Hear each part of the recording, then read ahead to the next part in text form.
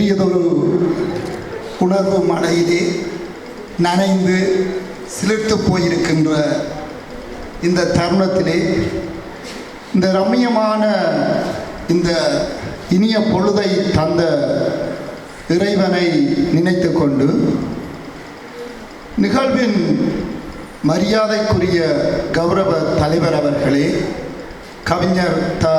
ஜெயசீலன் பிரதேச செயலாளர் அவர்களே, பிரதம விருந்தினர் திரு சுப்பிரமணியம் முரளிதரன் ஐயா அவர்களே, அரசாங்க அதிபர் கிளிநொச்சி, சிறப்பு விருந்தினர் வைத்திய கலாநிதி த. சத்தியமூர்த்தி ஐயா அவர்களே, பணிப்பாளர் யாழ் போதனா வைத்தியசாலை, மற்றும் சிறப்பு விருந்தினர் வரிசையிலே தவச்செல்வம் முகுந்தன் பிரதேச செயலாளர் கரைச்சி கிளிநொச்சி ஐயா அவர்களே, சிவபால சுந்தரம் சுதாகரன் எழுத்தாளர் மாகாண பணிப்பாளர் மீன்பிடித்துறை கிழக்கு மாகாணம் ஐயா அவர்களே, தகைசால் கௌரவ விருந்தினர்களே, கலைஞர்களே, தமிழ் அன்பர்களே, வர்த்தக பிரமுகர்களே, அத்தனை உள்ளங்களையும் வணங்கி மகிழ்ந்து கொண்டு இந்த நிகழ்வுக்கு தலைமை தாங்கிய தலைவர் ஐயா பிரதேச செயலாளர் அவர்கள் அவருடைய நுண்புலம் என்று சொல்வார்கள், அந்த மிகவும் பொருத்தமாக அவருடைய அந்த வரலாற்று நோக்கிலேயே அவருடைய தலைமை உரையை மிகவும் அற்புதமாக ஆரம்பித்து வைத்தார். நூலை பற்றி அறியாமலே அந்த நூலினுடைய தேவை, அதனுடைய காத்திர தன்மை என்பவற்றை அழகாக கூறி சென்றார். எழுத்தாளர் எங்களுடைய பேரவையினுடைய தலைவர் திரு செந்தூரன் அவர்கள் அந்த விளக்க உரையிலே நூலை பற்றிய ஒரு தமிழர்களினுடைய உணர்வை, அந்த நூலை வாசிக்க வேண்டும் என்ற உந்துதலை எல்லாருக்குமே ஏற்படுத்தி சென்றார்.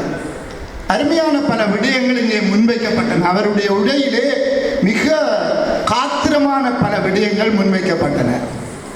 ராமாயணம் என்பது அது இலக்கியம், வரலாறு அல்ல. கலை என்பது கலைக்காக. அதை அவர் சொல்லும் போது அழகாக குறிப்பிட்டிருந்தார். கம்பனுடைய கவிதைகளுக்கு நான் அடிமை, ஆனால் அவன் அந்த கவிதையில கொண்டு வர செய்திகள் நிஜமா என்பதுதான் கேள்விக்குறி.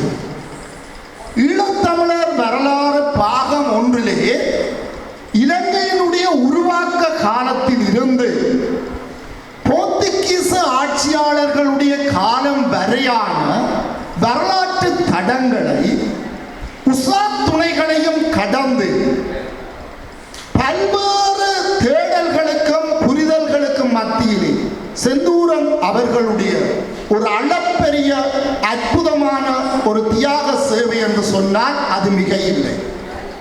முடிவிலே அவர் ஒரு கருத்தை வலியுறுத்தி இருந்தார். இது என்னுடைய அகரம், ஆரம்பம், ஒரு புள்ளிதான். இதை முடித்து வைக்க எவனோ ஒருவன் பிறப்பான், முடித்து வைப்பான், 100 வருடம் 100 வீதமாக்குவான். அது 100 வருடங்கள் கூட ஆகலாம். அந்த தீர்க்க தரிசனம், அந்த தூர நோக்குத்தான் இந்த நூலினுடைய சிறப்பம்சம் என்றால் அது மிகை அல்ல. அந்த அடிப்படையில் இந்த எங்களுக்கு ஆரிய சக்கரவர்த்திகள் காலத்து வையா பாடல், கைலாயமாலை, கோணேசர் கல்வெட்டு முதலான வரலாற்று நூல்களாக இருக்கலாம். அதனைத் தொடர்ந்து வந்த யாழ்ப்பாண வைபவமாலை, மட்டக்களப்பு மான்மியம் போன்ற வரலாற்று நூல்களாக இருக்கலாம். எங்களுடைய வரலாற்று பேராசிரியர்களுடைய ஆய்வுகளாக இருக்கலாம். இவைகள் அனைத்துமே எவ்வாறு என்று சொன்னால் இவற்றிலே கூறப்படுற கருத்துக்கள், அந்த எண்ணக்கருக்களினுடைய தடங்களோடு இந்த நூலை நாங்கள் ஒப்பிட்டு பார்க்கின்ற போது பல சிக்கல்களும் பல முரண்களும் புரிதல்களில் உள்ள ஏமாற்றங்களையும் நாங்கள் எதிர்கொள்ளலாம். ஆனால் எங்களுடைய தொன்மங்களையும் இருப்புகளையும் பெற்று ஒரு காத்திரமான கட்டமைப்பிலே அவர் வடிவமைத்திருக்கிறார் என்பது திண்ணம். அந்த அடிப்படையிலே இது பாகம் 1 தான். தலைவர் ஐயா அவர்கள் குறிப்பிட்டது போல பாகம் 2, 3க்கு எங்களை அழைக்க மாட்டார் அரசியல்வாதிகள், சில சிக்கல்கள் என்றார். ஏனென்று சொன்னால் இலக்கியங்களில் கற்பனை முழாங்களை பூசி சமாளிப்பது போல் அல்லாமல் செந்தூரன் அவர்களுடைய தத்துணிவு என்னவென்று சொன்னால் யதார்த்தத்தின் நடப்பியல் தள நின்று கொண்டு அப்படியே அப்பட்டமாக உண்மைகளை உரைப்பார். அவைகள் விமர்சனத்துக்கு உள்ளாகாமல் விடலாம்.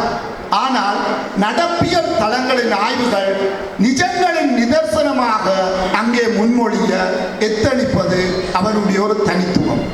அந்த அடிப்படையில் நேரத்தை கருத்தில் கொண்டு ஈழத்து கலை இலக்கிய பேரவையினுடைய இரண்டாவது மிகப்பெரிய ஒரு பிரம்மாண்டமான காத்திரமான வெளியீடாக ஈழத்தமிழர் வரலாறு பாகம் ஒன்று இன்றைக்கு வெளிவருகின்றது. ஈழத்தமிழ் இலக்கிய பேரவை ஆனது இது போன்ற இன்னும் எத்தனையோ படைப்புகளையும் ஈழத்தினுடைய மூளை முடுக்குகளிலே காணப்படுகின்ற கலைஞர்களை ஒன்றிணைத்து அவர்களிடம் காணப்படுகின்ற தனித்துவமான திறன்களையும் ஆற்றல்களையும் அந்த துறை சார்ந்த ரீதியில் அவர்களை முன்னெடுத்து வெளி உலகிற்கு கொண்டு வருவதுதான் ஈழத்தமிழ் கலை இலக்கிய பேரவையினுடைய முனைப்பான ஒரு முன்னேற்றமான ஒரு கோட்பாடு என்பதை இந்த இடத்திலே பதிவு செய்வதில் நான் பெருமைப்படுகின்றேன். அந்த அடிப்படையில் ஈழத்தமிழ் கலை இலக்கிய பேரவையின் உறுப்பினர்கள் பலர் எங்களோடு தோளோடு தோள் நின்று உழைத்திருக்கிறார்கள். குறிப்பாக செந்தூரன் அவர்கள் தன்னுடைய மனைவிக்கு நன்றி சொன்னது போல எத்தனையோ பேர் இந்த ஈழத்தமிழ் இலக்கிய பேரவையின் வெளியீடுகளுக்காக காத்திருக்கிறார்கள். கலைஞர்களின் ஆற்றல்களை வெளிக்கொணர்வதற்காக உந்து சக்தியாக உருக்கொடுத்து கொண்டிருக்கிறார்கள். பலர் இங்கே கலந்து கொள்ள முடியாத நிலையிலும் மாவட்டங்களை கடந்து தேசங்களை கடந்து கூட பலருடைய ஆதரவு கிடைக்கின்றது. ஆகவே ஈழத்தமிழ் கலை இலக்கிய பேரவையுடன் இங்கே கலந்துள்ள அத்தனை கலை உள்ளங்களும் இதுக்குள்ள இருக்கிற நிறைய உறுப்பினர்கள் இருக்கிறீர்கள் இணைந்து இத்தகைய உயர்ந்த கைங்கரியத்துக்கு தோள் கொடுக்க வேண்டும் என்ற ஒரு வேண்டுகோளையும் அன்பாக உரிமையுடன் உங்களிடத்திலே இந்த மன்றிலே வேண்டி பதிவு செய்து கொண்டு நிச்சயமாக இது ஒரு ஆரம்ப புள்ளிதான். ஆனால் இது பல தொடர்களை கொண்டு என்றோ ஒரு நாள் முற்றுப்பெறும். அப்போது ஈழத்தமிழர்களினுடைய அவர் கூறியது போல தனித்துவம் அழகாக குறிப்பிட்டிருந்த தேசியம் என்பது போராட்டம் மட்டுமல்ல, ஒரு இனத்தினுடைய அடையாளம், பண்பாடு, விழுமியம், வாழ்க்கை முறை, மருத்துவம் அவர்களுடைய அத்தனையும் தான் தேசியம் என்று சொன்னார். அந்த தேசியம் கலந்த ஈழத்தமிழருடைய பண்பாடு நிச்சயமாக வெளிக்கொணரப்படும், வெளிக்கொணரக்கூடிய சூழல் உருவாகும், அது கிட்டும் என்று கூறிக்கொண்டு அறிவுடையோன் ஏடென்றோ அறிவின் கன்று அவ்வழியே தமிழ் செய்தி வந்ததென்று திருவுடையோர் கரமெங்கும் திகழ்ந்து நின்று ஈழத்தமிழர் வரலாறு தம் இனிய செய்தி வாழ்க நன்று என கூறி வாய்ப்புக்கு நன்றி கூறி அமைகிறேன். நன்றி.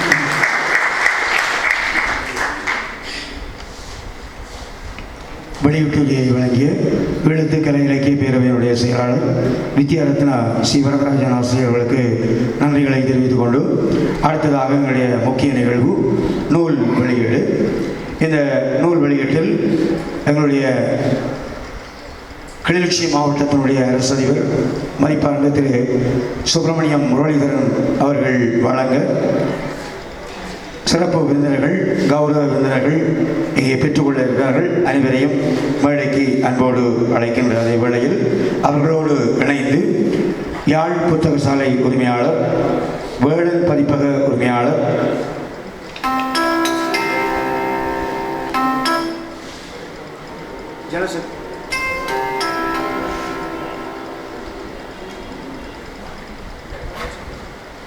சரி அந்த வகையில்